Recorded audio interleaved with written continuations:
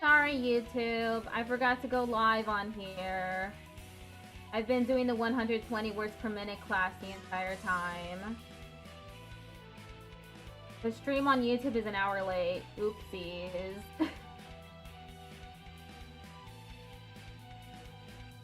And I'm starting the stream in the middle of an ad break. So that's great. My bad.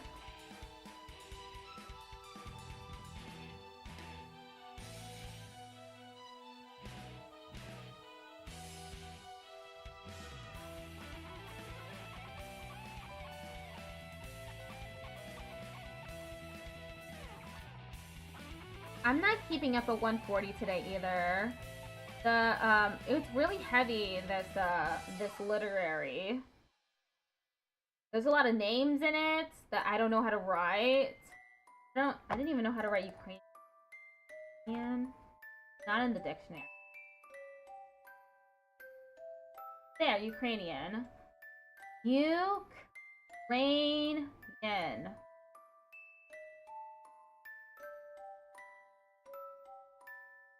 Alright.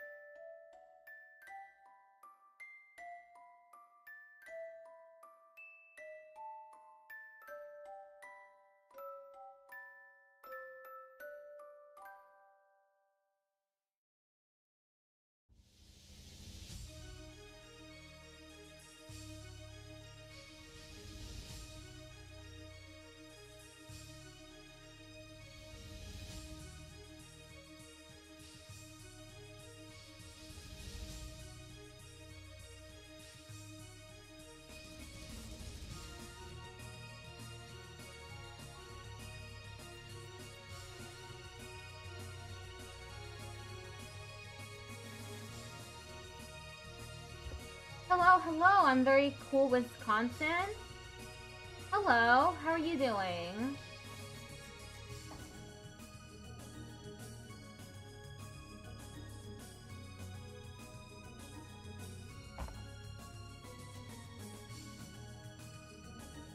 I'll be live until 7 p.m. Eastern. And that will Oh, that's it for the literary and jury charge practice. Okay, I'm moving on to Q&A.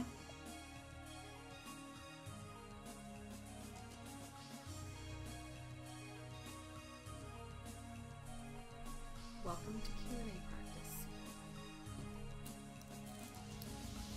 Let's get started with some two-voice practice. Get warmed up, and we will start with defensive training. Ready?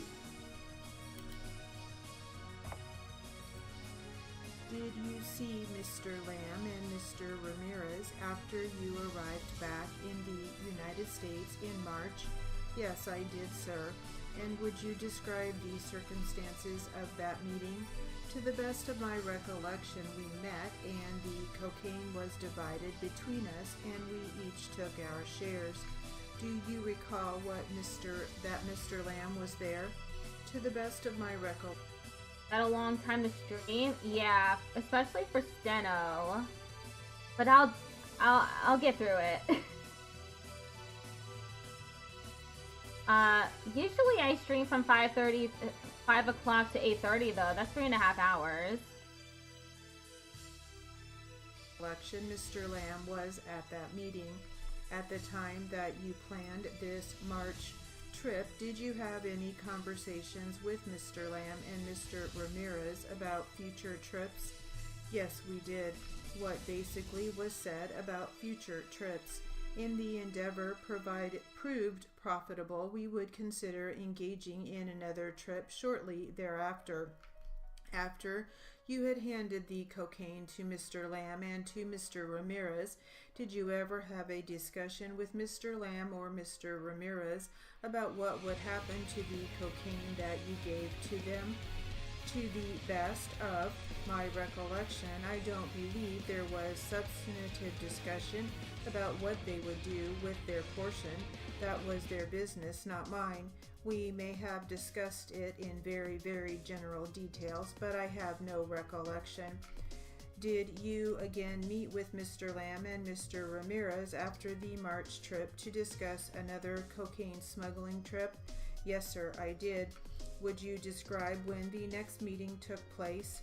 To the best of my recollection, there was a series of phone conversations in April.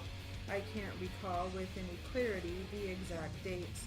I believe, to the best of my recollection, there were several subsequent meetings in April and May. Did Mr. Lamb participate in those meetings? To the best of my recollection, Mr. Lamb participated in several meetings.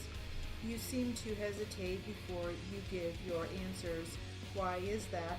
Well, it's been a good many years since all of these events took place.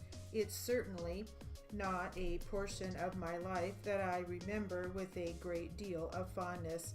I'd like to forget most of it, to be honest, sir. I appreciate that, Patrick.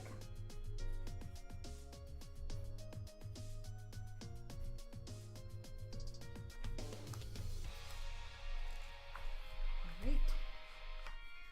Hopefully you're all warmed up. And now let's try some voice practice. And we will start with defense.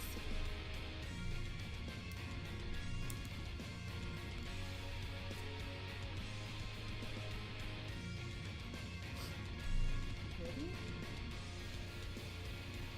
And can you, when you walk into the premises, can you walk around that wall as a customer entering and then walk between the jukebox and the bar?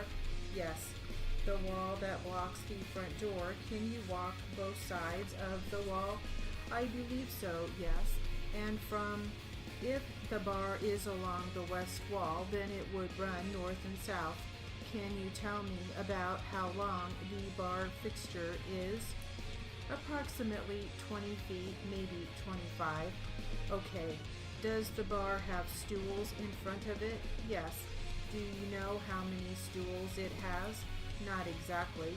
Any chairs or any other seating facilities other than the bar stools?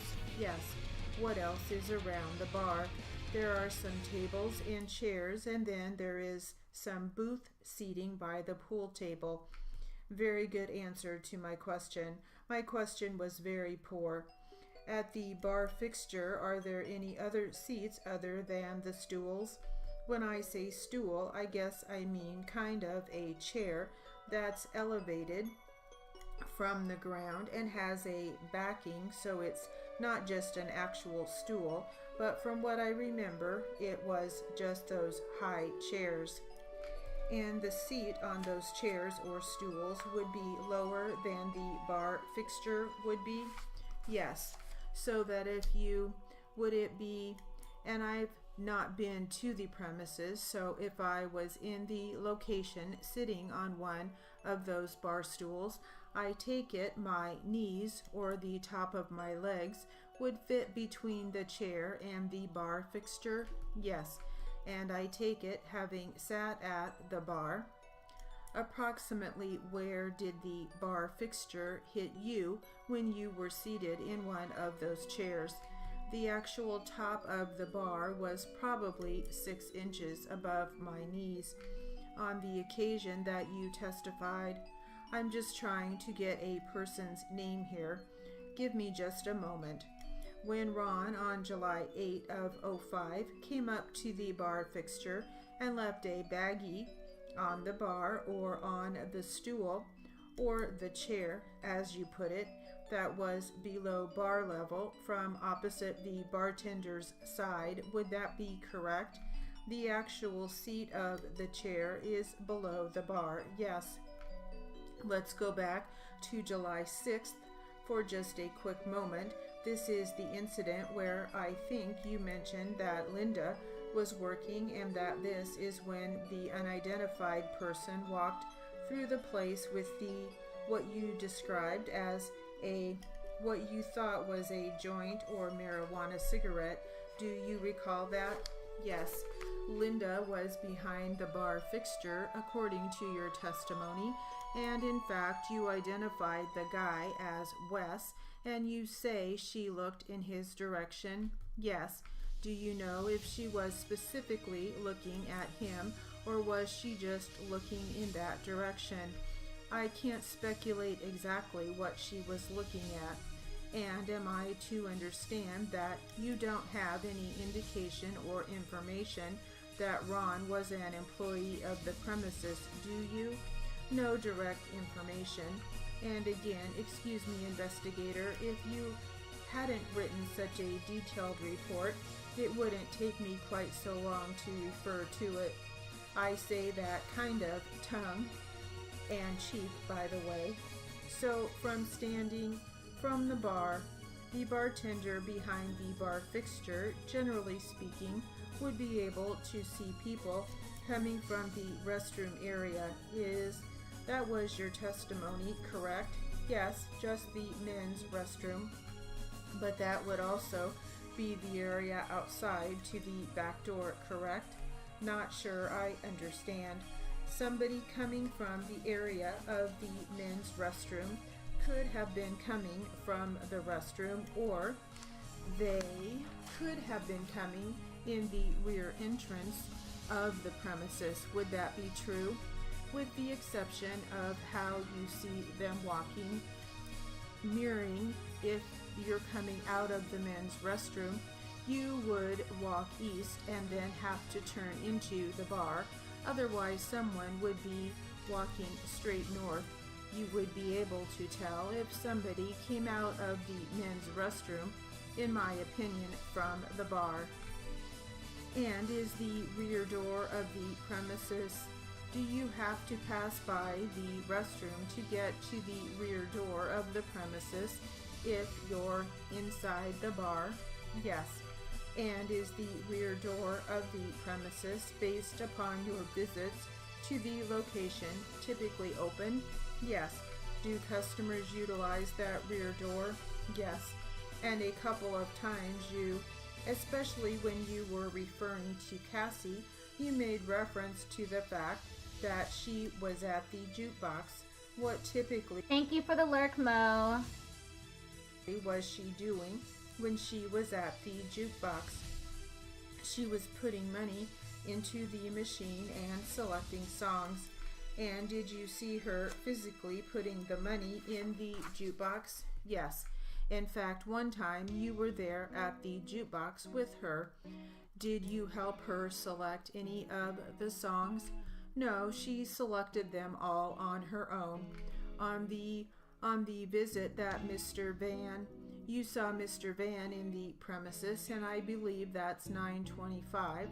I assume you took notes of his somewhat following that investigation of your observations of Mr. Van? Yes. And then you transcribed that to your report? Yes. You testified that he was in there about 15 minutes. I read the report to indicate that he had come in the bar on 3 different occasions and that he stayed for 2 minutes each time and left. Can you explain the difference in what the report says versus what your testimony was? Sure. It was during a 15-minute period overall that he came in and out of the bar for several minutes at a time.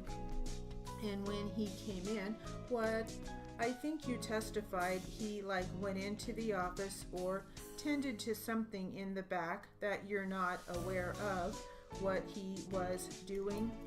That was one of the things he did. Okay, what else was he doing? He also went behind the fixed bar near the cash register. And that will conclude our Q&A practice. Alright. Moving on to the practice test.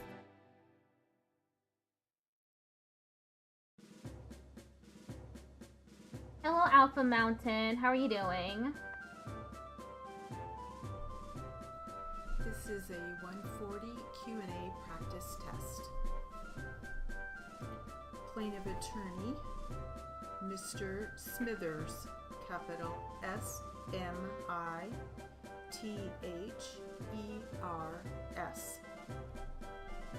Defense attorney, Ms. M.S. period, Sousa, capital S-O-U-S-A.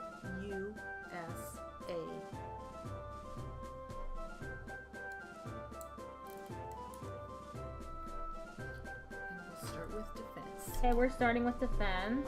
Ready? Dr. Rowe? No, I'm not correct. No. The papers that I received, the letters that I had that I could decide in which doctor I could see. Okay, but going back to my question that I asked, did Dr. Rowe provide you with any medical treatment? No. Did Dr. Rowe prescribe you any medications? No. Did Dr. Rowe tell you that you could continue working? No. Did Dr. Rowe take you off work? No. Did you tell Dr. Rowe that you felt that you were unjustly forced out of Where's Mr. Burns? your job to work for Mr. Sanchez? Yes, I remember that I told him. What did you specifically tell him? I don't remember it specifically what I told him, but I remember that I told him something like that. Do you feel that you were unjustly forced out of your job with Mr. Sanchez? I do not understand. How is the question again? You indicated that you said something similar to Dr. Rowe about being forced out of your job with Mr. Sanchez. Is that correct? Not forced, but I remember that I told him that he had fired me. Did you tell Dr. Rowe that you thought that was unfair? Yes. Do you still think that it was unfair that you were terminated by Mr. Sanchez? Yes. Do you resent that? A little, yes. Is that why you filed a workers' compensation claim after your termination ended with Mr. Sanchez? Yes. Are you seeing any other physicians other than Dr. Rowe right now? I object. No, that he's not seeing Rowe right now, and it assumes facts, not in evidence. He testified he saw Ross only once. I have no other questions. I have a few questions. So initially you had testified that your last day of work was sometime in July 2013. But after a few more questions about this termination and all that, do you recall if there was a different date of termination or different month than July? Honestly, I don't remember the day. Okay, so you testified that you applied sometime in March, and then you also testified that you don't recall exactly the dates of when you applied at your current job. But was it sometime in 2014 that you applied at this current job? Yes, it was at the beginning of 2014.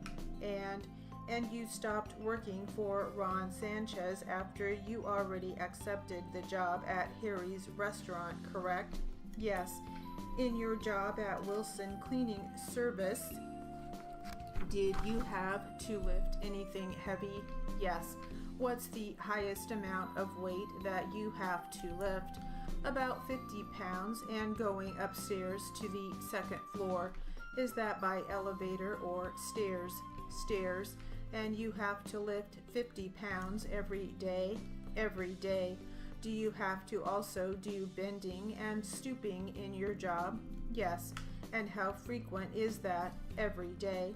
So it's repetitive bending and stooping constantly every day. And do you have to do mopping, you said? Yes, first and second floor. And how do you do that? What physical activities is involved? Pushing, pulling, what do you have to do to mop? We need to pull the machines out of the way so that we can clean underneath the place that you were cleaning while working for Wilson Cleaning Service. Is that the only one place that you were cleaning, like one business? At the beginning, there were a few ones, but then after that, I ended up cleaning just one building. When was the change? After how many months you worked for Ron Sanchez did this change occur? About 7 months after I ended up working by myself in that building. So you worked there approximately for about 12 months with him, yes. And out of that first 7 months, you were cleaning a few buildings? Yes, like 5 different restaurants. And you had help, right? At that time I did. So at that time, still the heaviest item you lifted was 50 pounds? Yes. And so you cleaned restaurants, 5 restaurants, right? Yes. Every day? Yes, with a helper. And how do you wash windows? With a stick that you can extend. Sometimes we used ladders. Do you also clean bathrooms? Clean about 7 bathrooms. And do you have to do kneeling and squatting while you do that? All of that before your right knee injury. Specific injury. Had you developed any pain in your low back? Yes. Okay. And did you have any pain in any of your knees before that knee injury happened? No. Okay. So after the knee injury, approximately how many months did you work with him? About 6 months. Okay, so Dr. Rowe's report indicates that you told him that incident was about in June 2013. So that sounds about right? Yes.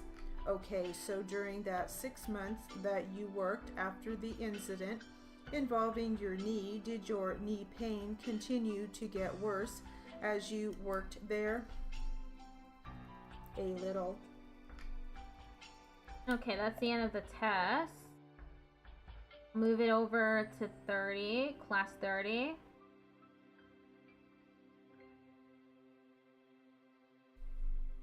Okay, now I'm gonna do the 120. Welcome to drill. Starting with the drill. We'll start out with these names of schools and numbers. Ready? Here Names we of go. schools and numbers.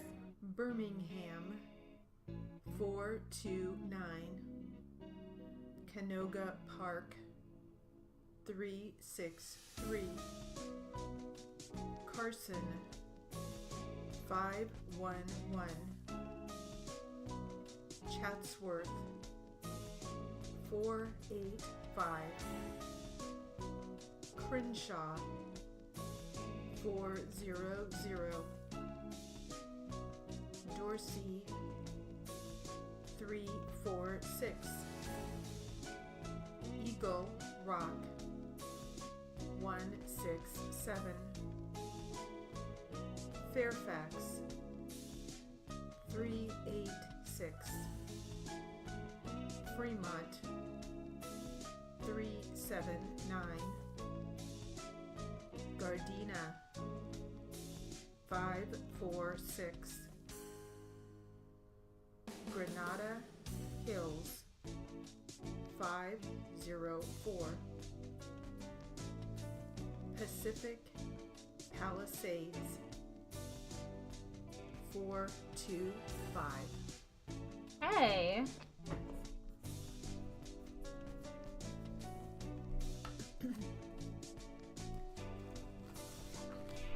Alright, now for some words, and then we'll use the words in sentences. And the words are as follows: situate, president, telephone, significance, publicity, develop, imagine, situation, service, woman, public, national,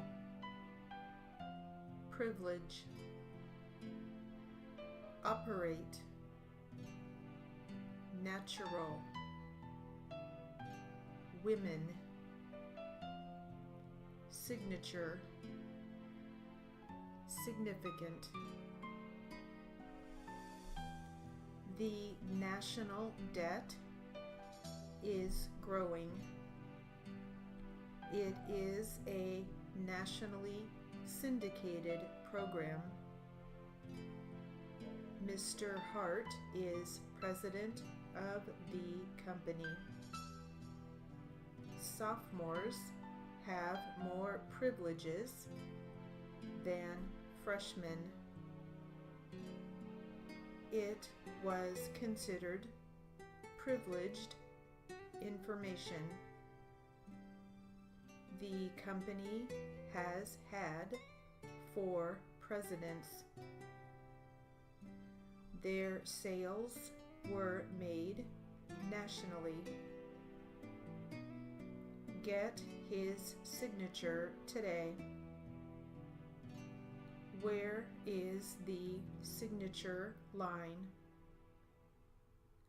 There is a significant need.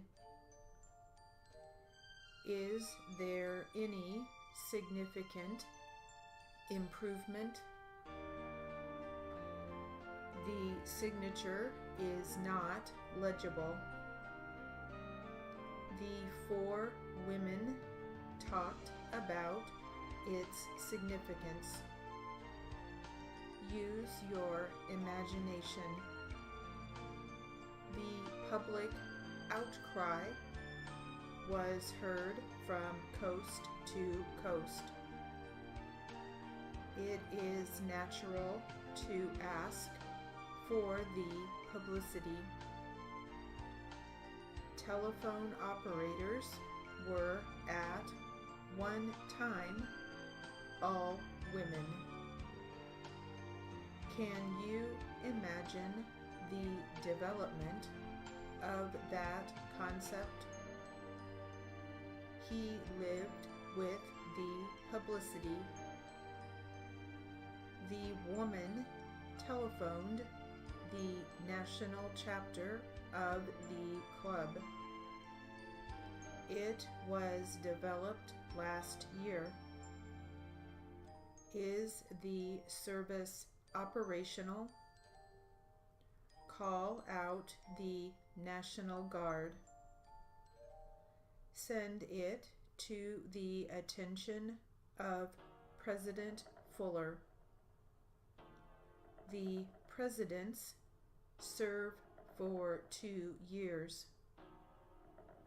He made a presidential proclamation. You must earn the privilege. He could not repeat the privileged information. It is in the developmental stage at this time. It is natural for the public to want to know. How many presidents can you name? Who developed the formula? How many women graduated last year? It is situated near public access. Right. Got 5 minutes left.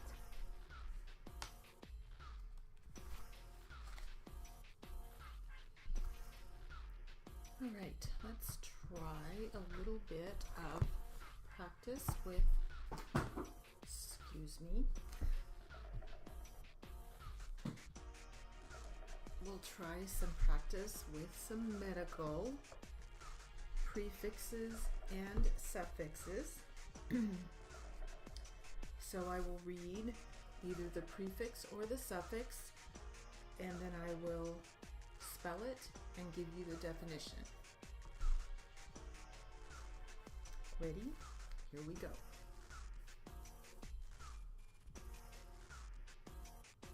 Rhine, R-H-I-N, nose. Gingiv, G-I-N-G-I-V,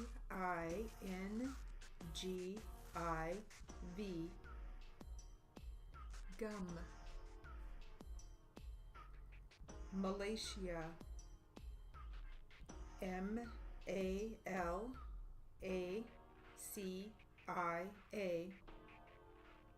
soft. Hello from Indonesia. How are you doing today? G O-I-A, soft. Ology, O-L-O-G-Y, the study of. Spasm, S-P-A-S-M,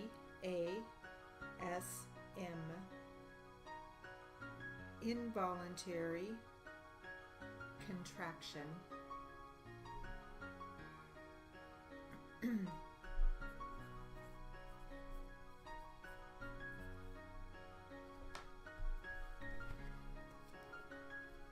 Alright, next let's see what we have to be happy about.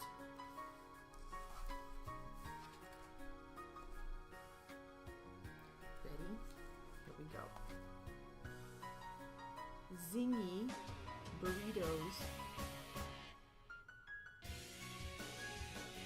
Winking, blinking, and nod.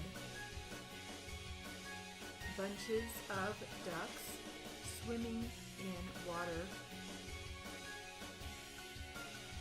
Finding out that for years you mispronounced one of your favorite words.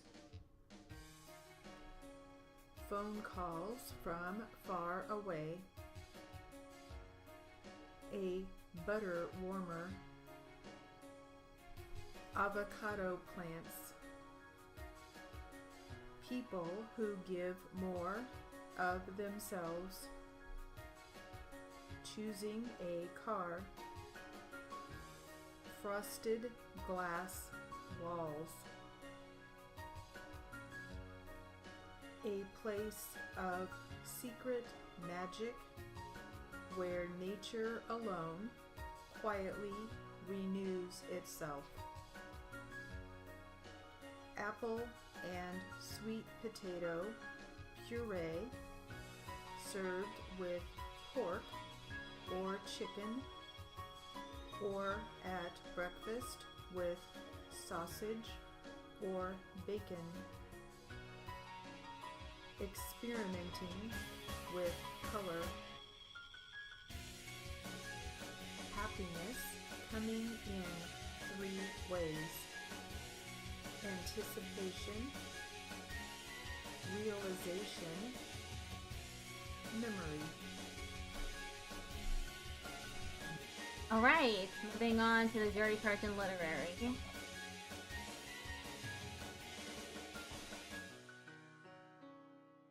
Well, there are 40 classes in this playlist, and I just reached the end.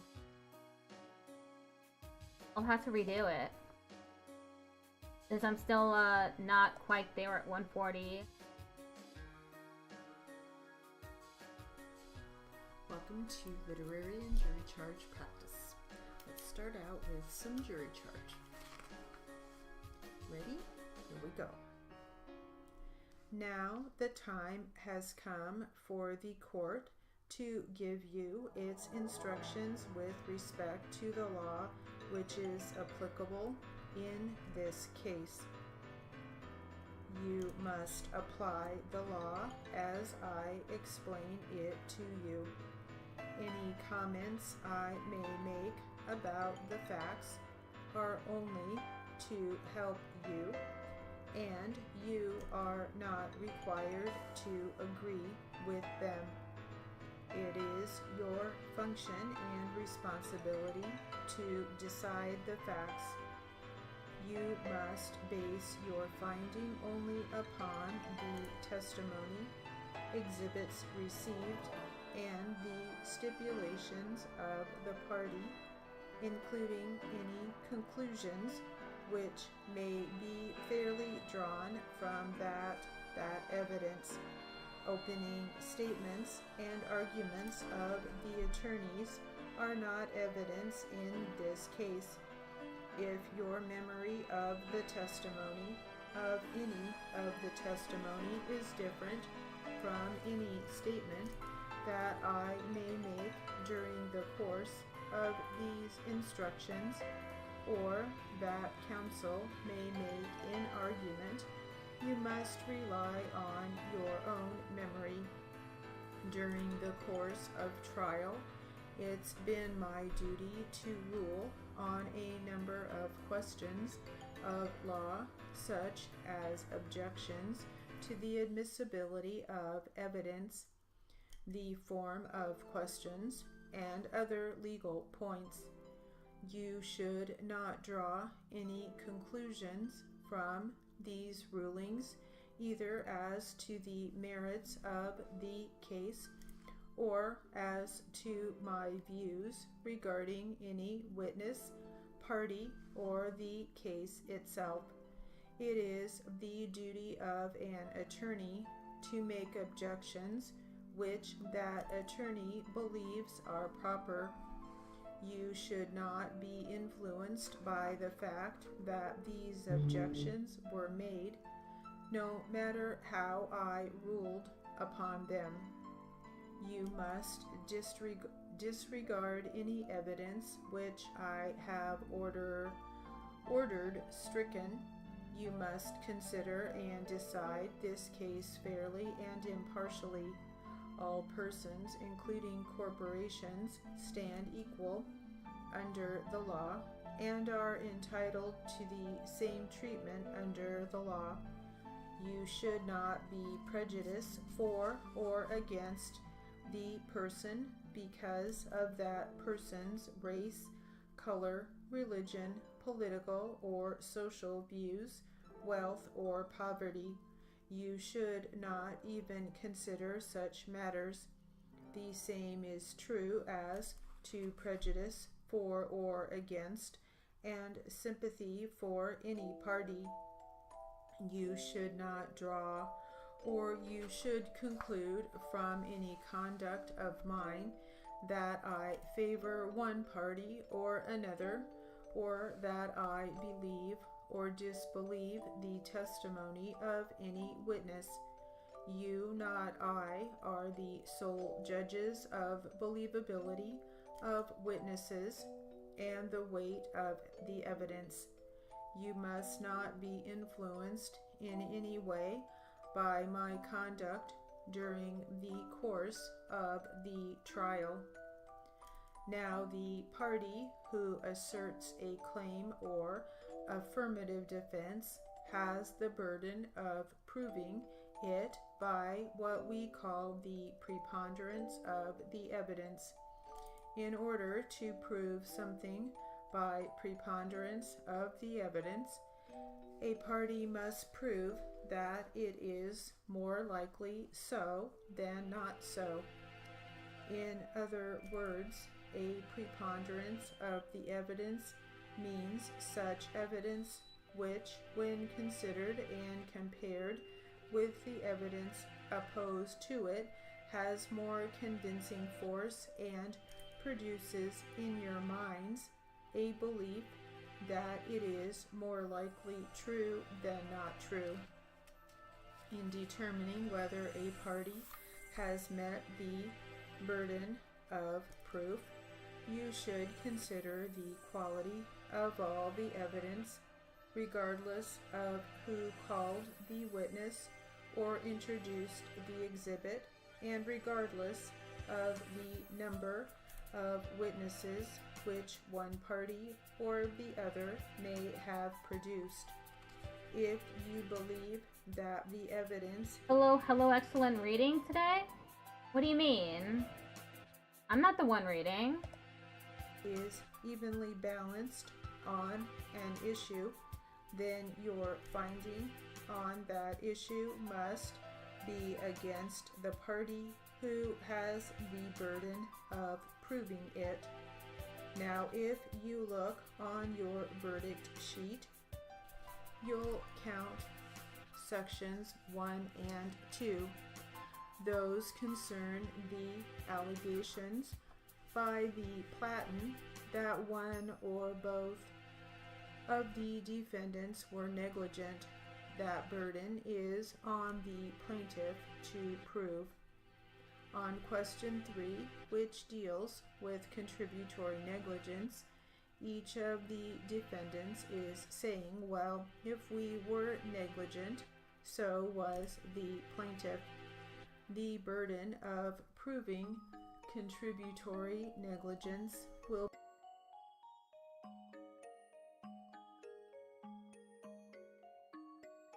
Negligence is Craig's. The burden of proving contributory negligence will be on the defense. Contributory negligence, Craig's.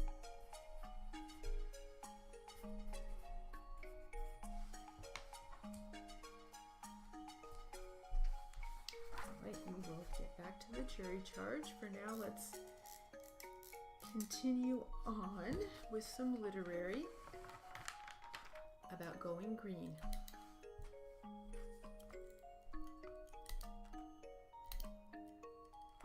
Ready? Here we go. I've been riding the bus for about 5 years now. I love it.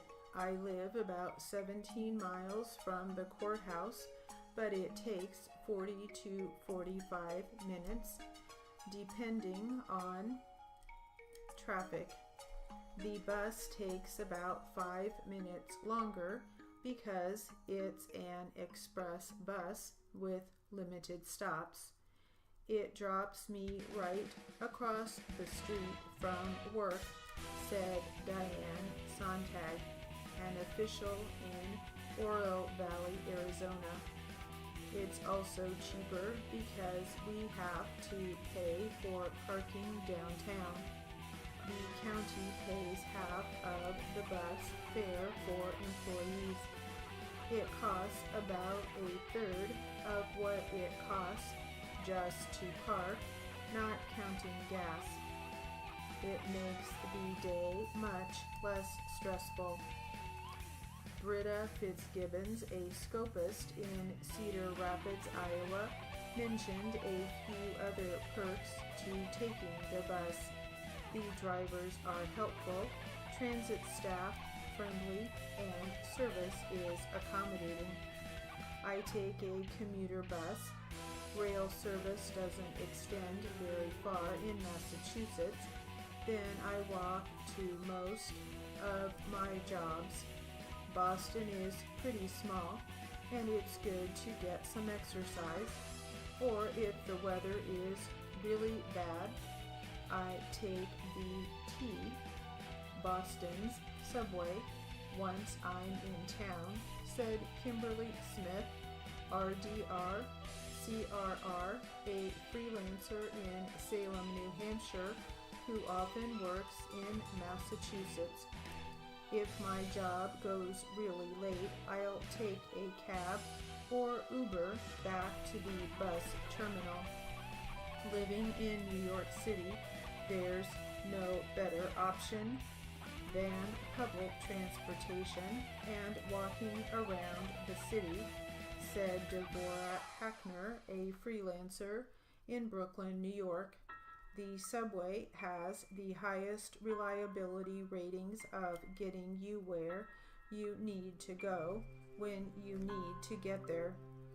Both Taylor and Sontag mentioned that riding public transit means they are able to do other things while traveling, such as reading emails, catching up on the news, or doing something fun. Ashley Zaccaro prefers to use 2 wheels to get around. I cycle to work on my bike that I own. It's environmentally friendly, good for my health and fitness, cost effective, and much more peaceful than taking the subway, said Zaccaro, a student in Brooklyn, New York. Preparations include having to make sure my tires are pumped, packing clothes to change into, and in the winter, making sure I have my bike lights and that they're charged for the ride home. Linda Taylor made her car greener instead. My partner and I drive hybrid cars, a Toyota Camry and a Prius, so we save an incredible amount of money at the pump, and we use less resources, fossil fuels, each time we get behind the wheel, said Taylor, a freelancer in Louisville, Kentucky.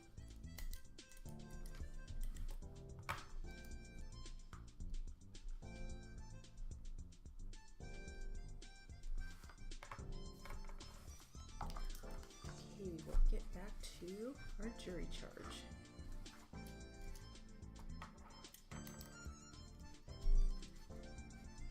Ready? Here we go. Now, any person who testifies, including the party, is a witness. You're the sole judges of whether testimony should be believed. In making this decision, you may apply your own common sense in everyday experiences. In determining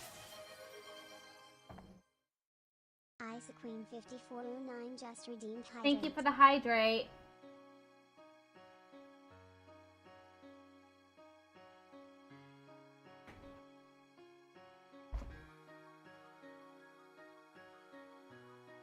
making this decision, you may apply your own common sense in everyday experiences. In determining whether a witness should be believed, you should carefully judge all the testimony and evidence and the circumstances under which each witness has testified. Among the factors, you should consider the following: the witness's behavior on the stand and way of testifying, the witness's opportunity to see or hear the things about which testimony was given. Thank you for the, Thank you for the posture check. The accuracy of the witness's memory. Did the witness have a motive not to tell the truth? Does the witness have an interest in the outcome of the case? Was the witness's testimony consistent? Was the witness's testimony supported or contradicted by other evidence? And whether and the extent to which the witness's testimony in the courtroom differed from statements made by the witness on any previous occasion. You need not believe any witnesses, even though the testimony is uncontradicted. You may believe all, part, or none of the testimony of any witness. Now, negligence is doing something that a person using reasonable care would not do, or not doing something that a person using reasonable care would do. Reasonable care means that caution, attention, or skill a reasonable person would use under similar circumstances in order for the plaintiff to recover damages The defendant's negligence must be a cause of the plaintiff's injury. There may be more than one cause of an injury. That is, several negligent acts may work together. Each person whose negligent act is the cause of an injury is responsible.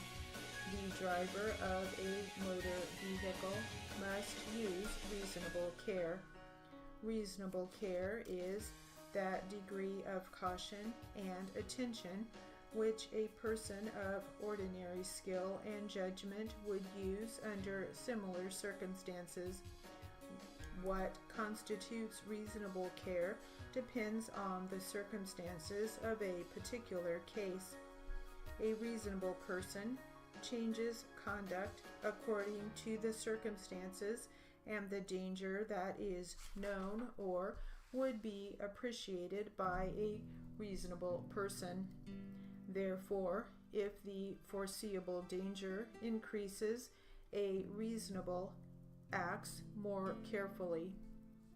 When the driver of a motor vehicle is faced with a sudden and real emergency which was not created by the driver's own conduct, the driver must exercise reasonable care for his or her own safety and for the safety of others.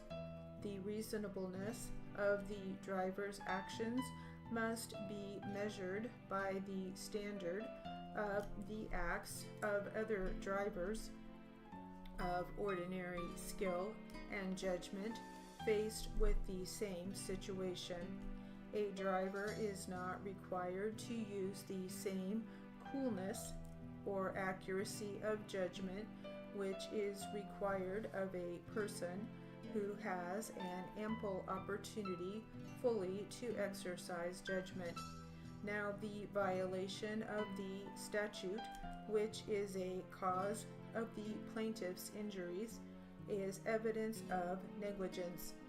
In this respect, I've taken judicial notice of certain sections of the transportation article of the annotated code of Maryland.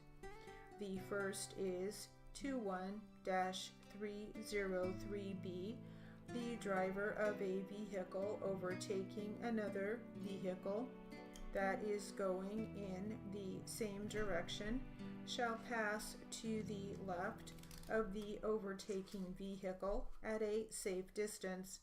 Next is section 21-309AB.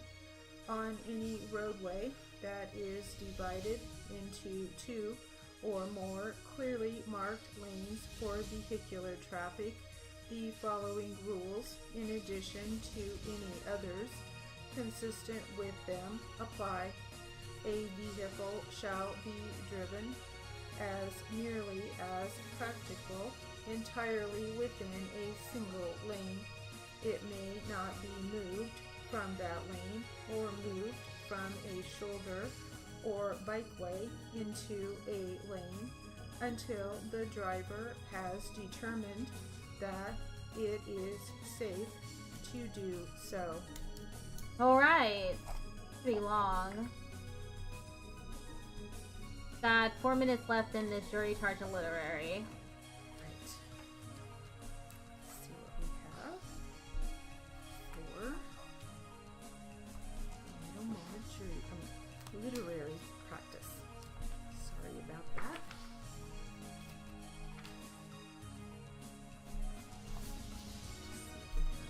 Something short. We really don't, so we'll just get back to our article about going green. I need a little bit more from that.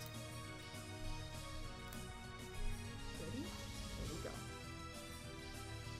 I am using a proofreader now. I send my transcripts to her electronically, so I no longer need to print a hard copy at home to proofread.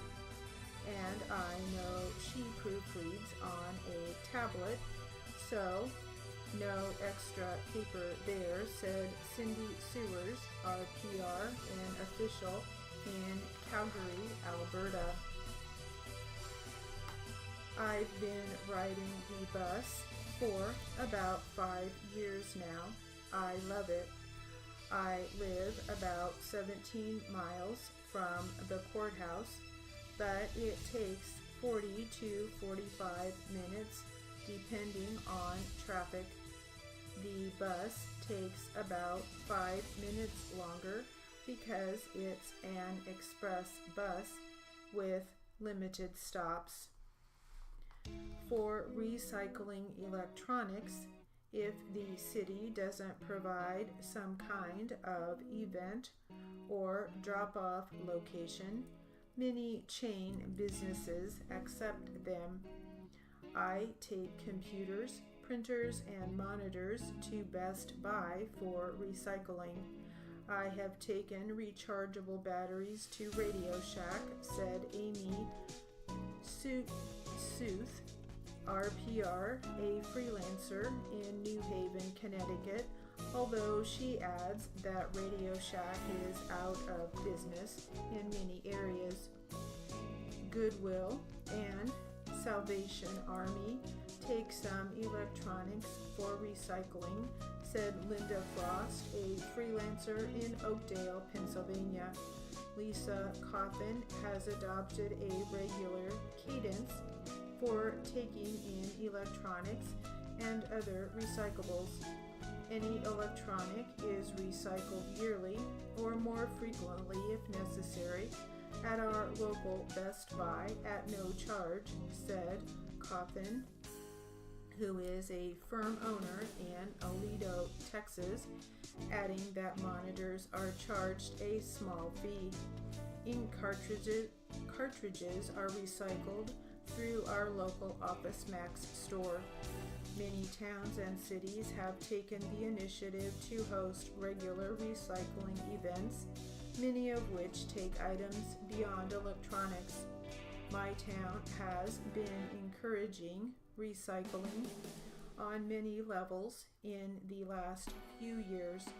The town coordinates drop-off events at various villages within its borders, starting in the spring, going through the fall, said Lee Chapman, a reporter in Stony Brook, New York. We just had one on April 7, where I recycled old telephones, electrical cords, an old tube TV, an old heater, and a computer monitor. They also had shredding available and safe disposal of unused, unwanted drugs. All right, we will stop there, and that will conclude. Oh, wait. I put this into... Oh, sorry about that.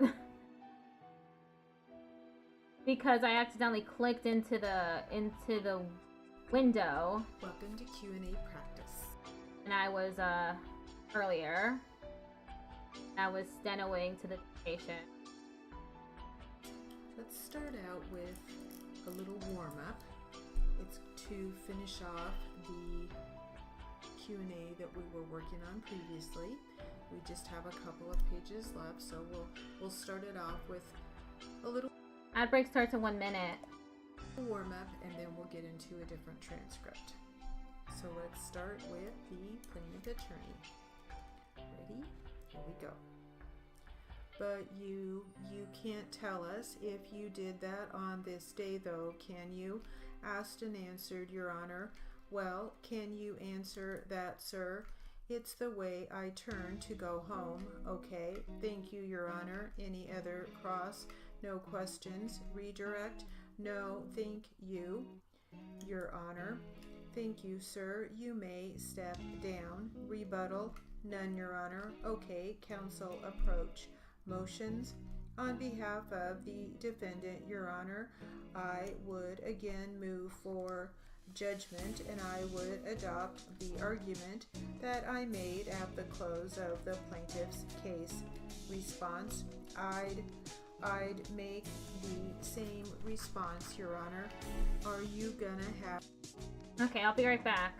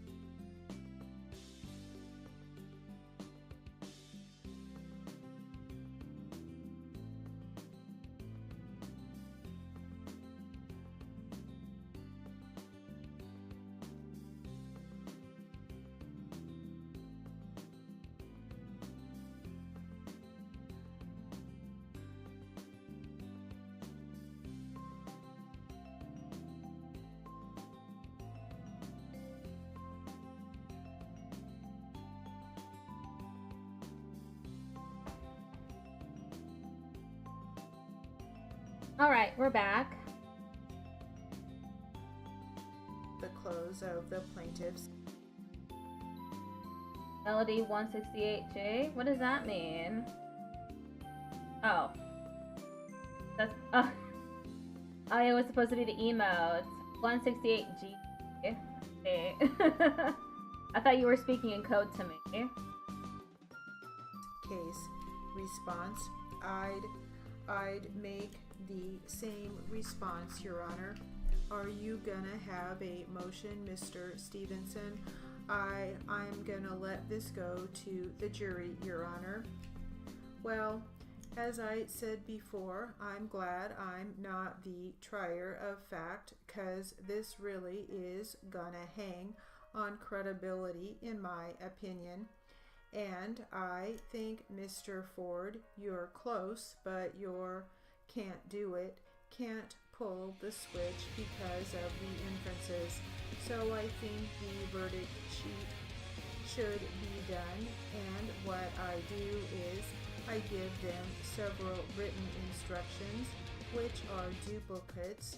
Oral ones like what negligence is, preponderance, and probably contributory will be the ones we have here. Any objection to that procedure? No, Your Honor. No. Motion is denied. I have one request. What if we could have a brief recess before we close? We're going to get a recess. Yes, thank you. That sucked.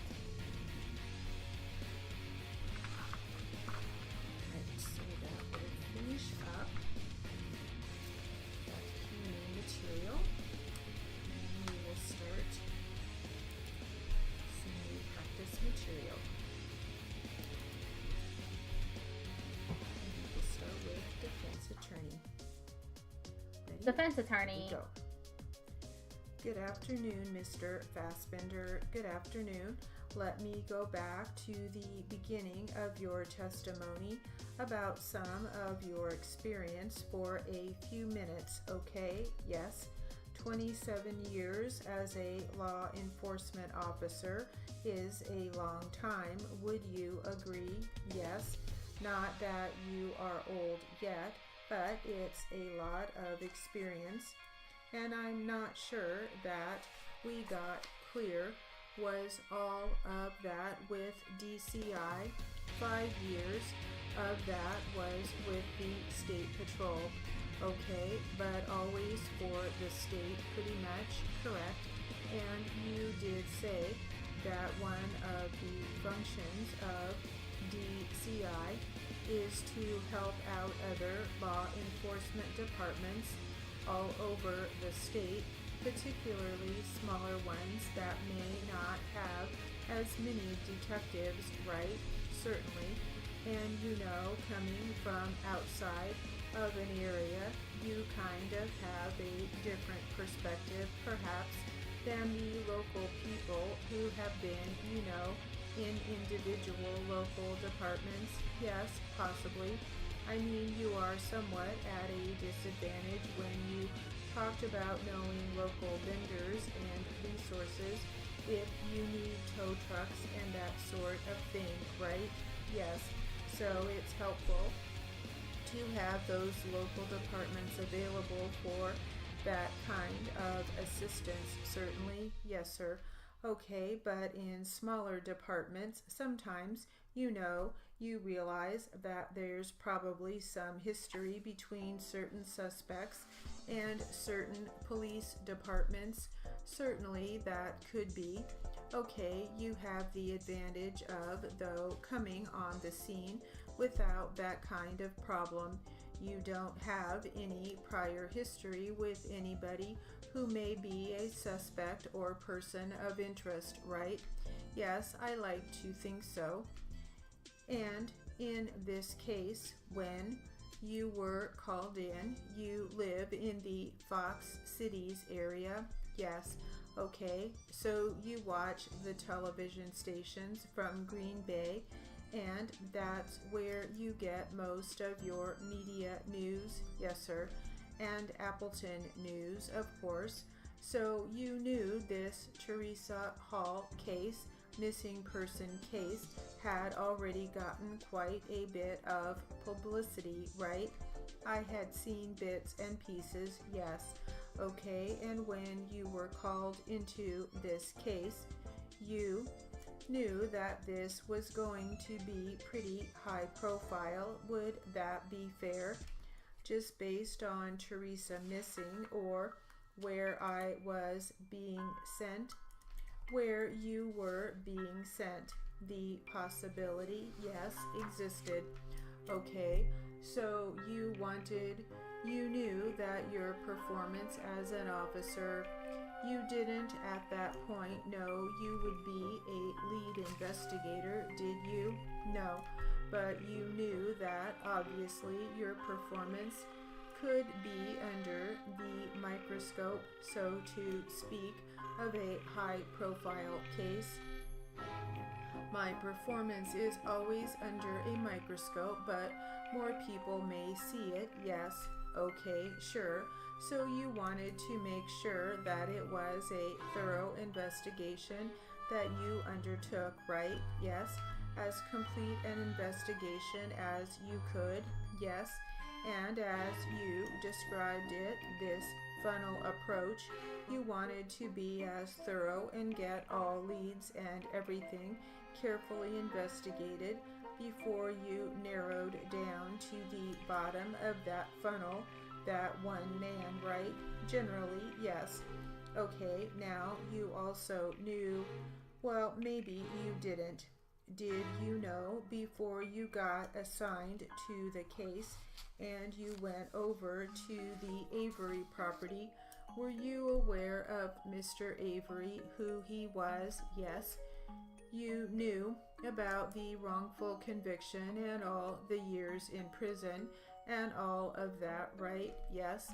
And you knew he had filed a lawsuit against Man County after that, right? I believe so.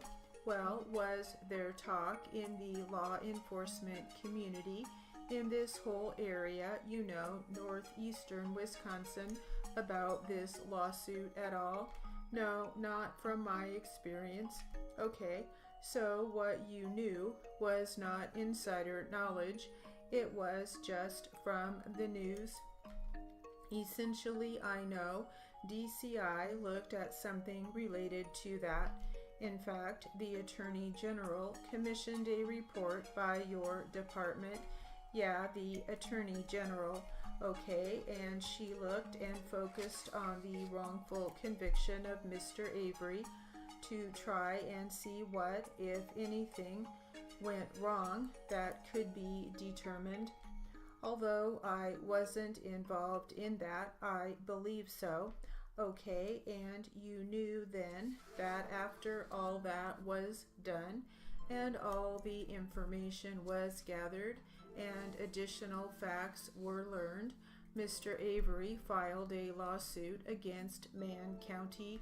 Yes, I believe so. And against Man County Sheriff or former sheriff. I'm not sure about that. I know it was Man County. I believe Man Sheriff too. Yes. Okay, all right. And then you arrive with that background and that knowledge, and you come to the scene, and the first thing you do is you go to the command post, which is right at the entranceway to the Avery property, right? Yes, sir. And you go through a debriefing or a briefing, I should say, with those in command, right? Yes. You mentioned Sheriff Pagel, Deputy Inspector Shetter, perhaps. Was he one of the ones you spoke with? Perhaps. I can't recall. Was Investigator Weigert there? I don't think he was. I think he was obtaining a search warrant. Okay, Lieutenant Herman, maybe? I don't know.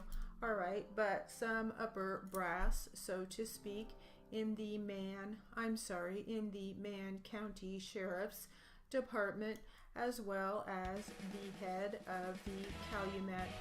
I definitely remember speaking with Sheriff Pagel, and I know I saw Deputy Inspector Shetter there. Alright, we'll stop there. That will conclude. Oh, okay. We're moving on to the test.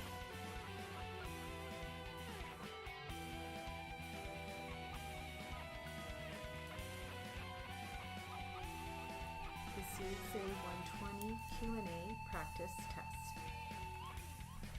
Plaintiff attorney, Mr.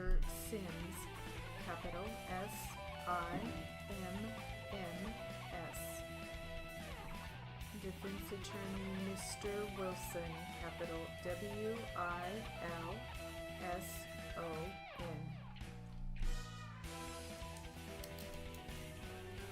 I'm sorry. Let's start with the court. Excuse me. Oh, okay, we're starting with the. Aww. Let's start with the court. No. Ready? Here we go. This is a tough test already. So I've overruled the objection. You may proceed. Do you remember the question? Can you repeat it, please? I'm sorry. Sure. Did your mom have a plan of what was going to be done with the property that they lived in after the divorce? Objection overruled. Yes, that they were going to split it, and she was already planning on moving up with us. Did she indicate her timeline? She thought she was going to be moving up with you. She said Christmas of that year, 2013. Now let's go forward to May 8th of 2013. Do you remember that day? Yes, I do. Were you in Utah that day? Yes, I was. did your mom have during the run up on May 2013? Were you and your mom in frequent communication? Yeah, you'd probably say we were kind of crazy. We probably talked 6 or 7 times a day and texted 100 times a day, it seemed like. Almost like a running long conversation. Yeah. How long had that been, your relationship with your mom? Oh gosh, we had a really good relationship. About 6 months after I had been kicked out, we basically continued that conversation. And did she have a routine for Sundays? Yes, she did. What would that routine be? She would call me after church. When would that call usually come in? Approximately between 12 and 12:30. It depended on when she got out of church, but that was approximate times. Is that California time? Yes, sir. That day, did you get a call from her after church? No, I did not. How did that make you feel? I felt a little uneasy, but I was like, okay, maybe she had done something afterwards and didn't have her phone. I just put it off to that. Did there come a time that night when you called the sheriff's department in San Bernardino County? Yes, I did. Was that about 10:38 p.m.? Yes, sir. Why did you call them? She hadn't called me all day. She hadn't texted me all day. I hadn't talked to her since midnight of that same day, and I just got concerned about her. I just thought something wasn't right, and I sent her a text message saying, I'm worried about you. I even posted on her Facebook, I can't take it anymore. I'm going to do a well check on you. I can't stand if something is wrong. How many times do you think you called or texted her that day after 12:30, if you remember? Honestly, I couldn't tell you how many times, but I did quite a few times. I left it alone. I called her or texted her the one time when she typically calls me, and then after that I left it alone for a couple hours, but then I got concerned. All right, did you try to contact the defendant during that time? No, I did not. Okay. Did you try to call people, other people who knew your mom? Yes. And was one of them the pastor of her church? Yes, sir. Do you know, did you ever reach that pastor? Yes, I did. Do you know what time, roughly, that you reached him? Approximately 1 a.m. of the 9th. Was that Utah time or California time? That would have been Utah time. Okay, did you learn from him that your mom had died? Yes, I did. What did you do in terms of, did you just stay in Utah or did you come to California? Yeah. Okay, I'm moving on. Still have 47 minutes left. So what I'm gonna do is I'm gonna restart this 120 words per minute building playlist. Because unfortunately I have not gone beyond 120. I'm still having trouble, so maybe the drill would be better. Let me try the drill.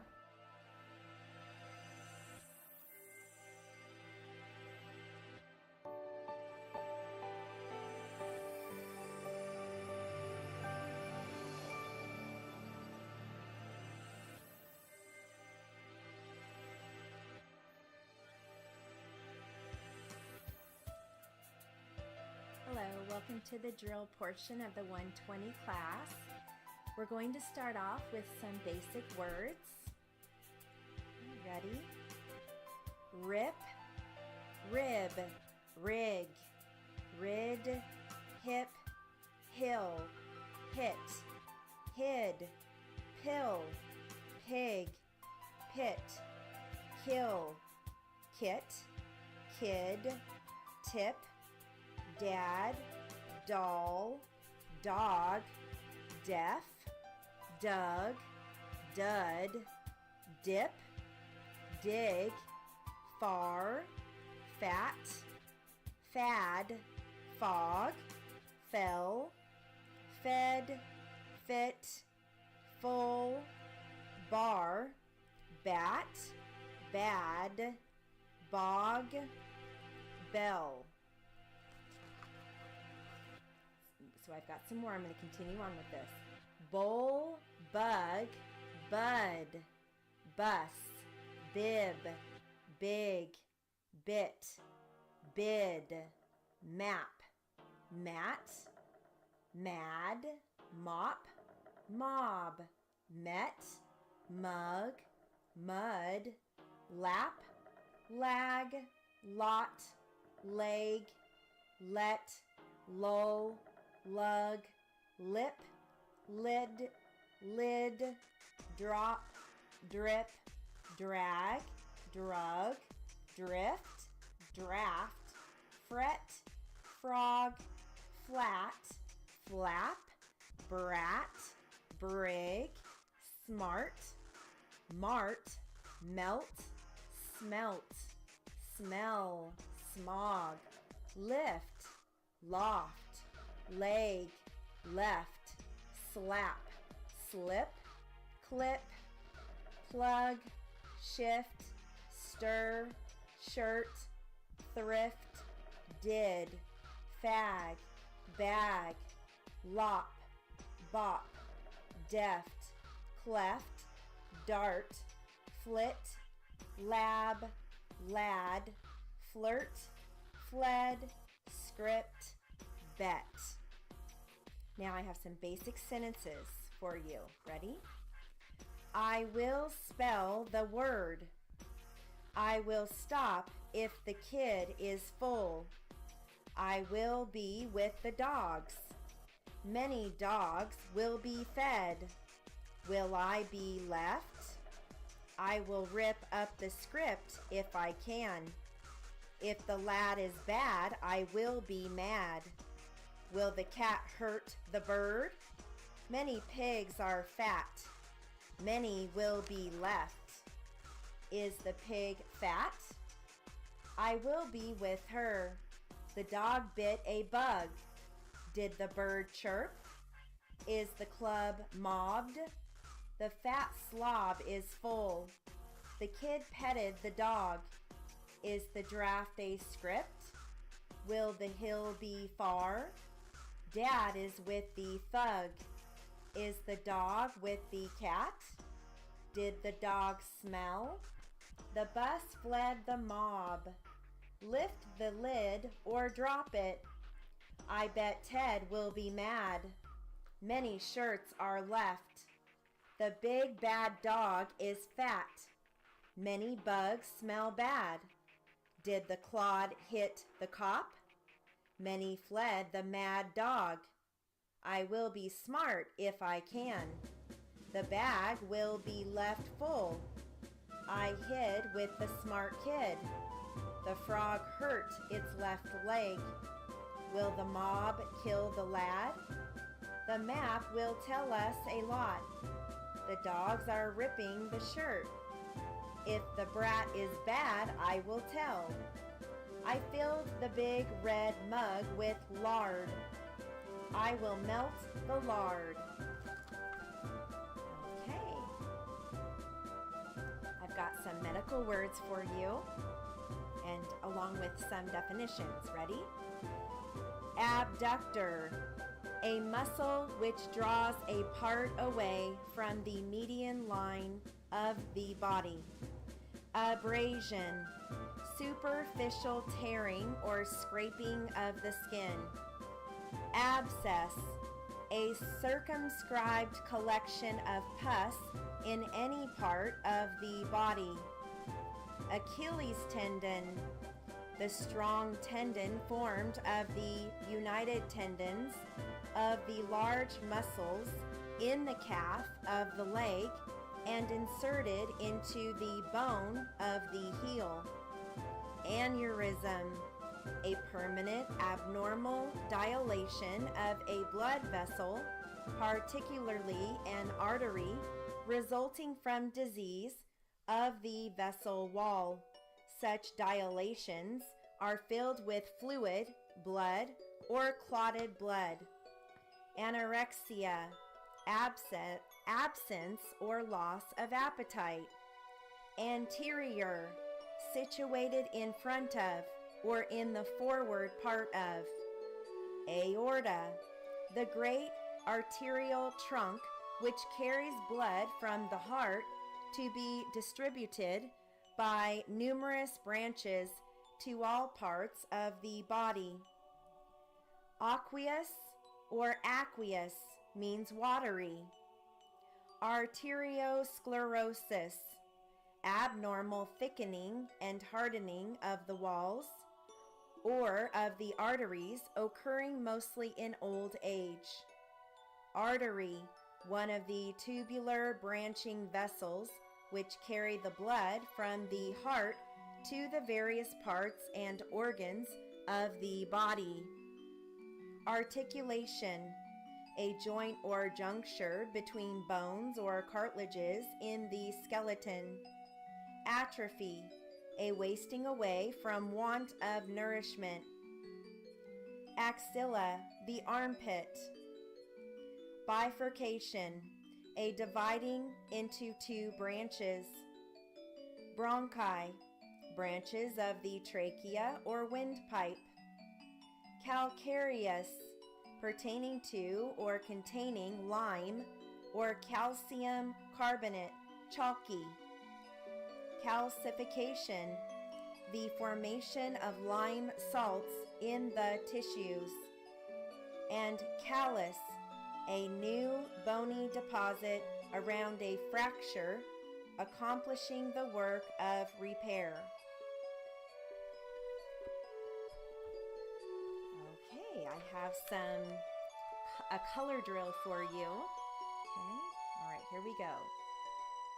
Here we go. The best paint colors. Here we go. Brick red, burgundy, coral pink, deep red, earthy red, fresh pink, pale pink, perfect red, salmon, smoky rose, apricot, coral orange, earthy orange, fresh orange, maroon, peach, terracotta, beeswax yellow, calm yellow, gold, happy yellow, mustard yellow, pretty yellow, vanilla yellow, aqua green, deep sea green, dried mint, fresh green, hunter green, masculine green, modern avocado, olive green, pale green, sage green, French blue, navy blue, periwinkle, powder blue, sea foam blue, slate blue, subtle aqua, teal blue, Tiffany blue, turquoise, lilac, mauve, pastel purple, ashy purple, dusty lavender, faded violet, fresh lavender, burlap brown, caramel brown, equestrian brown, milk chocolate, mocha brown, rosewood, smoky brown, blushing beige, cream, golden beige, khaki, nude, tan, aqua gray, French gray, graphite gray, linen gray, mysterious gray, neutral gray, smoky gray, taupe, creamy white, natural white, perfect white, pretty white, pure white, smoky white. Now we're going to end on the 10 weirdest jobs available. Okay, and I'll start from 10 and work our way down. Actually, there's 9. Okay, here we go. Number 10, egg breaker / egg smeller. Number 9, worm picker. Number 8, cow inseminator. Number 7, body farm caretaker. Number 6, chicken sexer. Number 5, Shark Tank cleaner. Number 4, roadkill cleaner. Number 3, virtual gold farmer. Number 2, fortune cookie writer. And number 1, zombie. I take it the zombie works at not scary farm at Halloween time is what I take zombie to mean. All right, that. Okay, now I'm redoing the literary and jury charge. Okay, Patrick.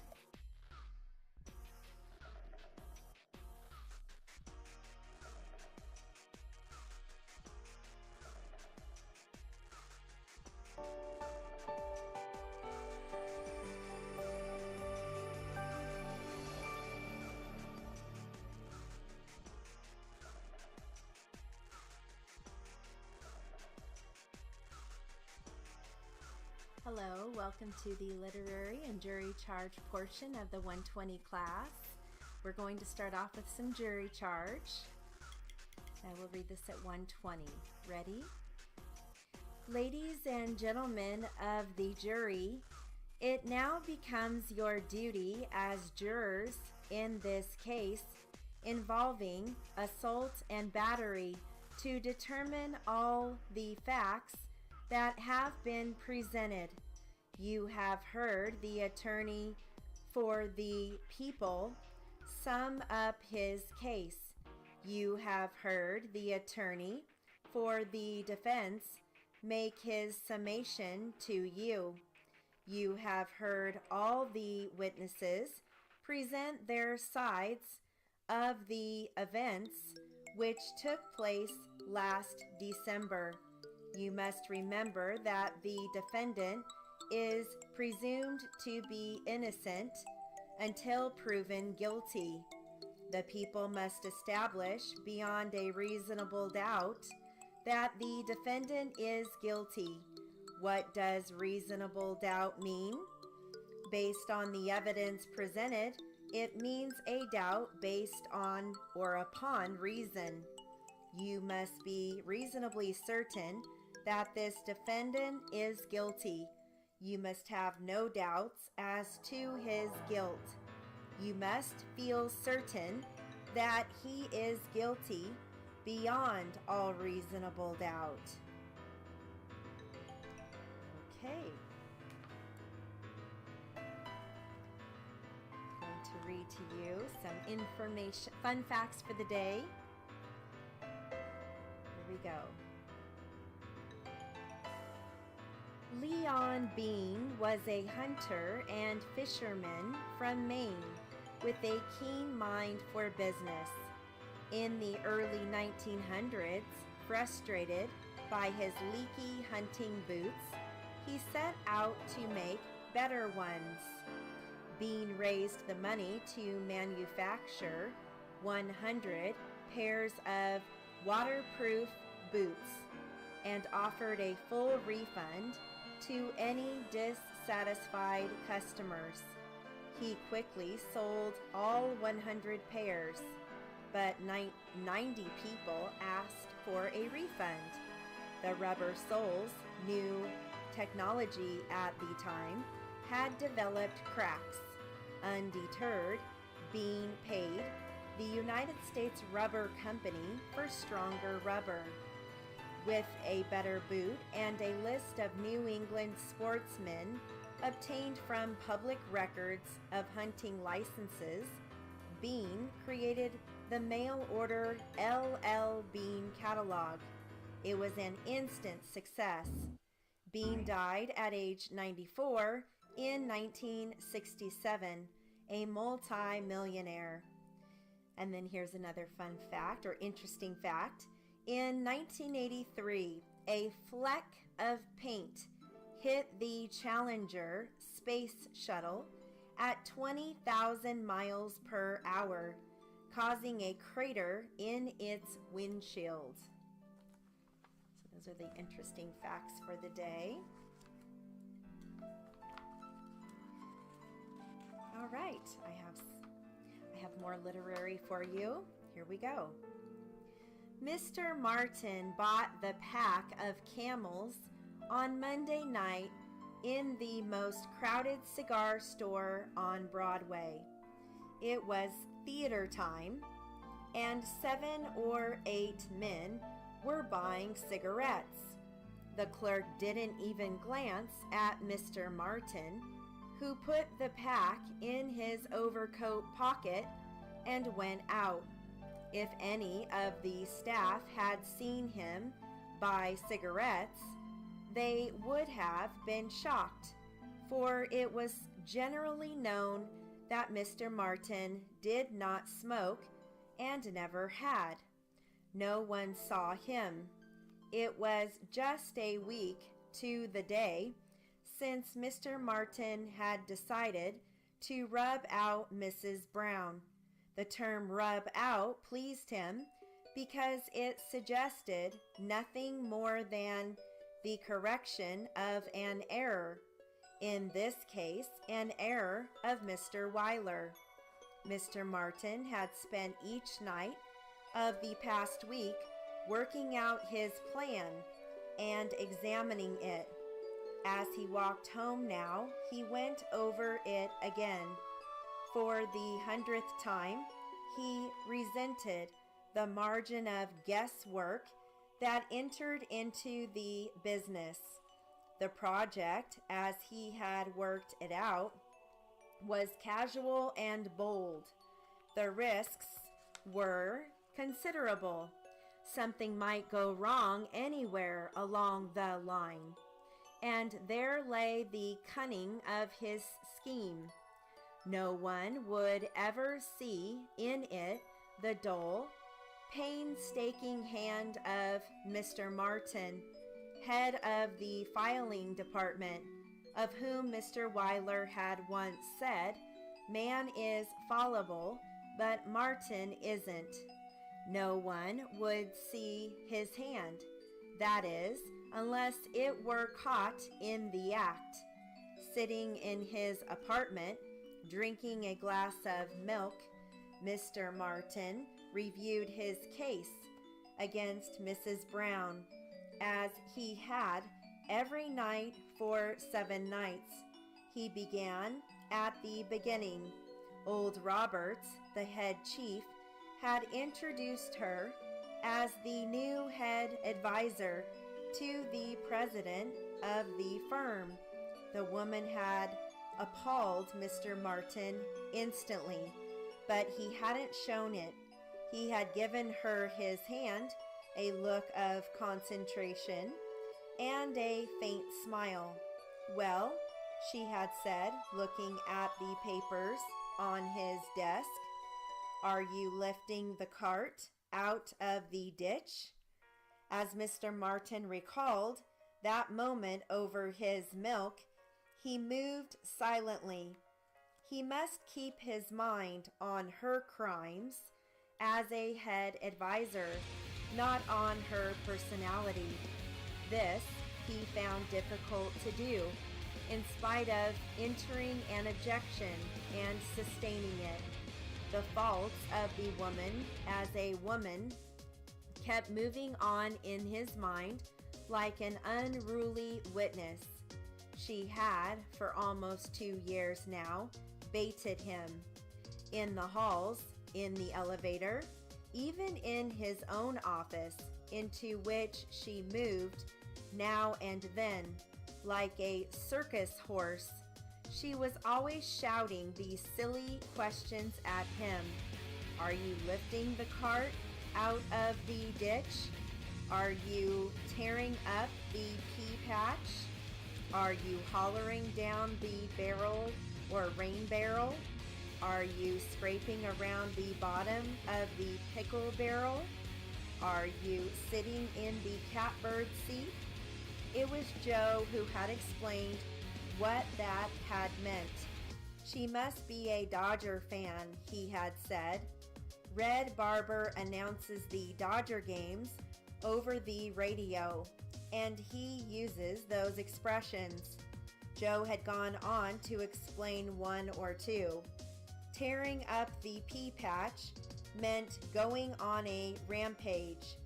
Sitting in the catbird seat meant sitting pretty, like a batter with 3 balls and no strikes on him.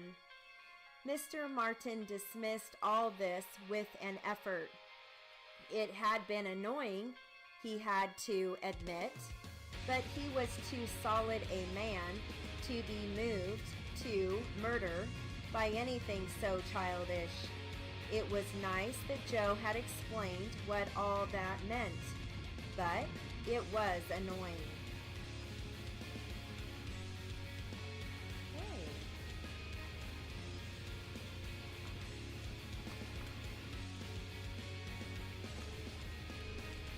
I'm going to move on to some legal terms and a paragraph.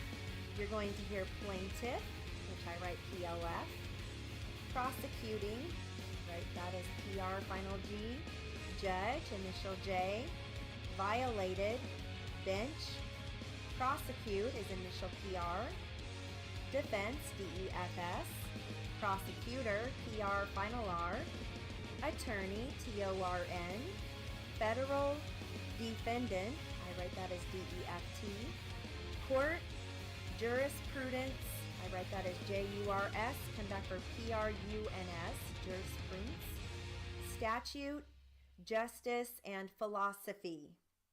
I'm going to read this once at 100 and again at 120. Ready?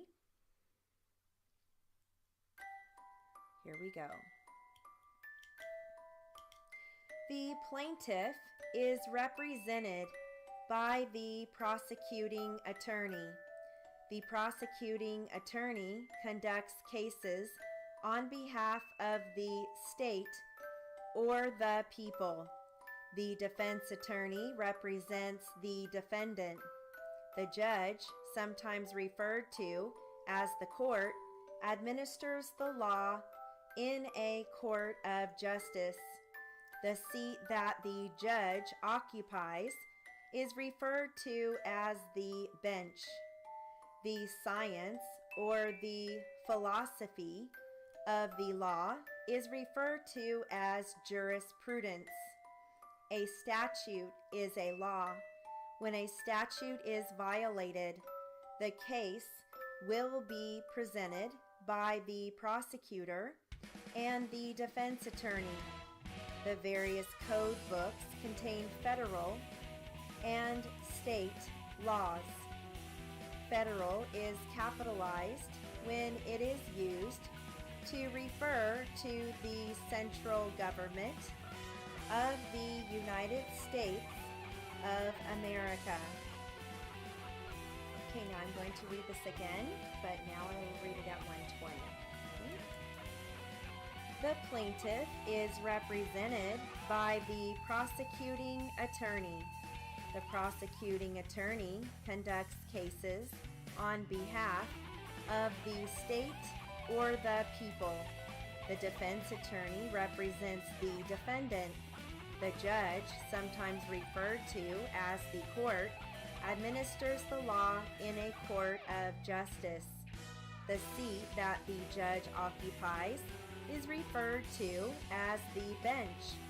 The science or the philosophy of the law is referred to as jurisprudence. A statute is a law. When a statute is violated, the case will be presented by the prosecutor and the defense attorney. The various code books contain federal and state laws. Federal is capitalized when it is used to refer to the central government of the United States of America.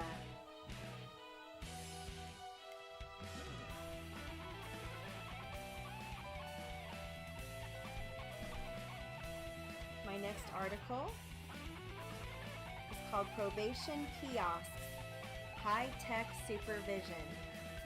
Ready? In 2007, probation authorities in New York City began experimenting with the use of probation kiosks designed to lower probation officer caseload. Jazz Abdel Games just redeemed posture check. Thank you for the posture check. I used it as an opportunity to drink some water. 15 electronic kiosks, similar in design to automated teller machines, were soon scattered throughout the city. This allows probationers to check in with probation officers by placing their palms on a specially designed surface and by answering questions presented on a flashing screen.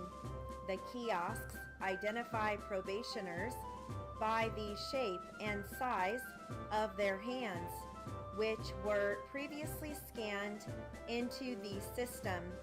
Probationers are then prompted to press yes or no in response to questions like these. Have you moved recently? Have you been arrested again? Do you need to see a probation officer? Meetings with officers can be scheduled directly from the kiosk. Probation officers use a computer to monitor data sent from the kiosk and can zero in on individual probationers who are having problems, prompting more personal attention. By the time the system is fully operational, as many as 30,000 low-risk probationers, about 1/3 of New York City's total, will report through kiosks. Kiosks have already yielded positive results, according to New York City probation officer Jeannie Bogans. Before the kiosk, said Bogans, she was swamped by the administrative details required to track the 250 offenders in her caseload. Kiosks allow her to track nonviolent, older offenders with a minimum of time and effort, and she now focuses most of her attention on the relatively few violent youths who are also part of her caseload, meeting with them and their families twice weekly in small group sessions. Bogans even goes to family funerals and graduations, making youthful offenders feel like they are getting special attention. But it can be done only when you have 30 cases as opposed to 200, says Bogans. New York's use of kiosks is being watched closely by other probation and parole agencies around the country as they face swelling caseloads and shrinking budgets. Some jurisdictions, like Marion County, Indiana, have installed similar machines. Under its expedited caseload program, Marion County, home to the city of Indianapolis, reports lowering the number of hours required of its probation officers for caseload supervision. Since its inception, says county officials, the expedited caseload program, which accepts offenders convicted of nonviolent and less serious crimes, has taken more than 650 cases that would have otherwise gone to the regular probation caseloads. This is a savings of between 15 and 20 cases per casework officer over a 2-month period. The most recently available statistics show that about 4 million probationers were monitored through kiosks in 2011.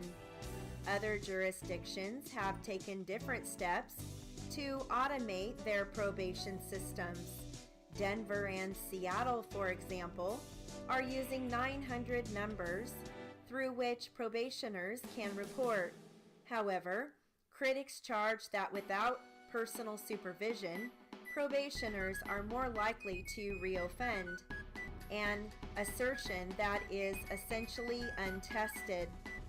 Other opponents say kiosks, 900 numbers, and similar reporting initiatives are far removed from meaningful punishment, and that offenders deserve stricter treatment. Supporters, on the other hand, say that kiosks and 900 numbers will soon become more commonplace. New York City had no choice. It had to do something like that, says Todd Clear, professor of criminal justice at New York's John Jay College. Clear assisted the city in restructuring its probation program. No one wants probationers reporting to kiosks, but the alternative was even more unthinkable, a system in which nobody receives quality service, says Clear. Right. We have just a few more minutes, actually just about one more minute. So I'm going to give you a small little section here to end on. All right, here we go. It is Tuesday, or is it Tuesday or Wednesday, that he will be arriving in the city. We will be delighted to loan him a school vehicle. If you need assistance, we can be reached at the university during the day. If it is possible, I will give him a tour of the campus on Thursday. We are looking forward to the speech he is giving on Friday. It is the subject of interest rates and inflation rates. If you have any problems, my staff is at your disposal. They will be very glad and happy to make reservations or assist you in any way that is needed. Okay, that concludes our jury charge and literary for the 120 class. Okay, I'm moving on to the Q&A. I believe this is the last thing I'll do. And then I'll be rating out.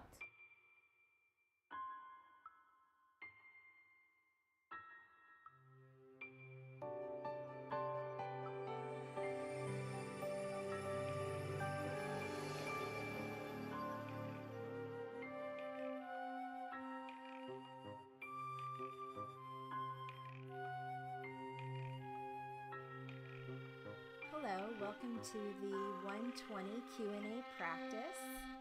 We're going to start out with some Q&A and defense will be questioning. Here we go. Ready?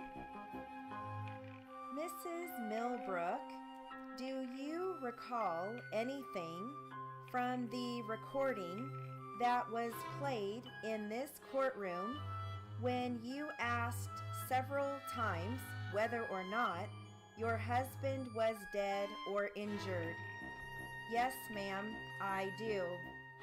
And in response to one of Mr. Phillips' questions, you indicated that that was the first time that you found out that your husband was seriously injured. Isn't that right? Yes, ma'am, it is to my knowledge. Do you recall having a conversation with a Brent Knox of the Boise City Jail? Vaguely, yes, ma'am. Do you recall the date of that?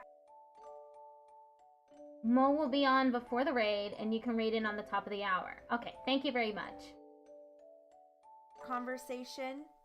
Well, I think it was sometime in November. Do you recall the substance of that conversation with Mr. Knox? Most of it, yes. Do you recall saying, well, they tried to kill Tony. They told me they wouldn't hurt him? Vaguely, yes.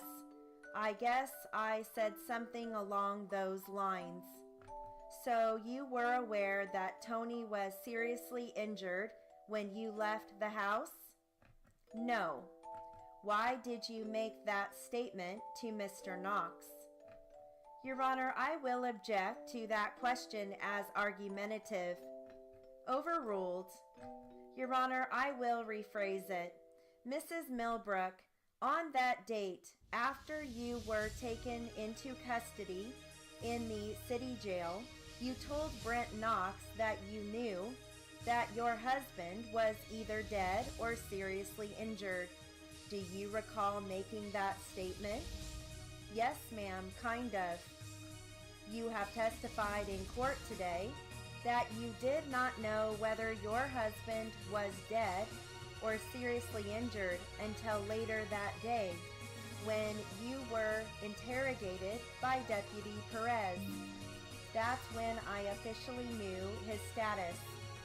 That's when you officially knew what, Mrs. Millbrook? That my husband was still alive. Actually, isn't it true that before you were removed from the house that night, they told you your husband was seriously injured? I don't remember. Yes or no? I don't remember. Later at the time you were interrogated, which we have on the recording, you asked if your husband was alive. Is that correct? I think I did. At that time, you made some statements saying, "Thank heavens, thank the Lord." Yes, that is true. What made you believe Deputy Perez at that time and not earlier at your place of residence? Because someone came in the room, one of the other officers, and he said that he had received a call from the hospital that my husband was in intensive care. Mrs. Millbrook, do you recall sitting in a squad car that evening? Yes, ma'am, I do.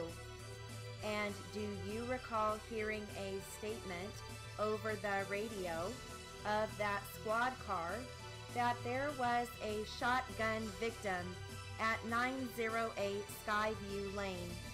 Well, now, how do you expect me to remember all that? Objection, Your Honor. It is assuming a fact not yet in evidence. Sustained. Your Honor, I am asking if she recalls the statement on the radio. She can answer yes or no. The witness is instructed to answer the question. No, ma'am. Do you recall Deputy Perez sitting in the patrol car with you? I don't really remember what his name was. Was that man in the squad car with you in uniform? No, ma'am, he was not. Was he in civilian clothes? Yes, ma'am. Do you recall Deputy Perez telling you that you were under arrest for murder? No, I don't remember that. Your Honor, this assumes a fact that is not yet in evidence. Your Honor, it calls for a yes or no answer. Proceed, Mrs. Delaney. Mrs. Millbrook, do you recall being told by Deputy Perez at your residence after the shooting that you were under arrest? No, ma'am, I wasn't told I was under arrest. You don't recall being told that you were under arrest? No, ma'am, I don't recall that. Mrs. Millbrook, isn't your testimony that at that time you broke down and began intermittently crying and screaming at Deputy Perez? What would you do? I was upset. There were policemen all over the place. My hands were handcuffed behind my back. I was forced to lie down on the back seat of the squad car. I was crying. I don't recall making any statements. I did not believe that the gun had discharged. You have indicated in response to some questions presented by Mr. Phillips that you and Brent Knox left the house and went for a drive on this Sunday in question. Yes, ma'am. Could that have been Saturday? No, ma'am, it was Sunday. Are you positive it was Sunday? Yes, I am positive. Do you recall having a conversation with Brent Knox regarding some stocks and securities that your husband Tony planned to transfer into your name? I recall no such conversation with Brent. You never made that statement? That's the most ridiculous thing I've ever heard. Okay, we'll switch transcripts.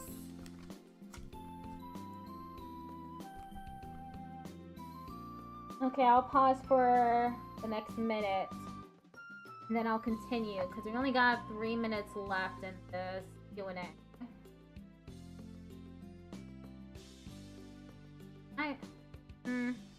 I should just finish it off. This one will start out with plaintiff attorney. Yeah, I'll just finish it. On or about May 18, 2009, did you pick up a Marshall stereo sound system from Mr. Lee Barker, a Michigan State police officer? Did I pick it up? Did you pick it up? No. Did you deliver it to him? Did I deliver it to him? Yes, I did. And where did you get that Marshall stereo sound system? At the swap meet. Which swap meet are you referring to? The Lansing State Fairgrounds swap meet. Do you have a receipt for this purchase? No, I don't.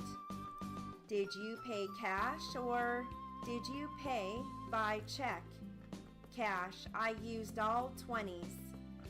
Who was with you when you purchased it, if anyone? No one was with me. Do you have any evidence that you purchased the stereo at the Lansing State Fairgrounds swap meet? I don't think so, no. The guy was just there, you know. He was there and had some stereos, and I bought them. Did you know him? No. Did you buy any other stereos from him? I think I bought 2 or 3 stereos from the guy. What did you do with the other 2 or 3 stereos? I sold them. To whom? Just people. Can we have their names and addresses, please? I don't have their names and addresses. I am sorry. Over what period of time did you sell them? I don't know. It took me 2 months, maybe, to sell them. How much did you pay for the stereos at the swap meet? Around $100 cash for each of them. Hello, Patrick. I'm going to raid out soon.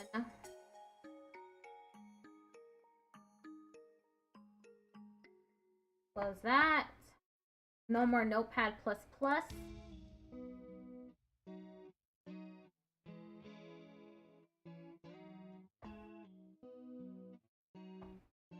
Let's see.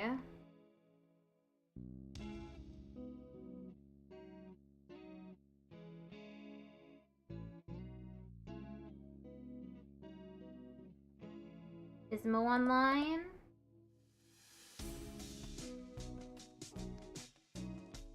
Yes. It appears Mo is online. They're playing Lethal Company. Bye, Patrick.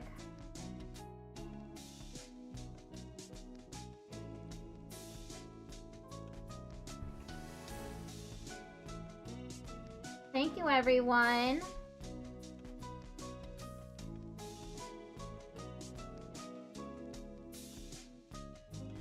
I'll be streaming again some steno practice tomorrow. Until then, see y'all tomorrow. My schedule will be normal for the rest of the week after tomorrow. Goodbye, everybody.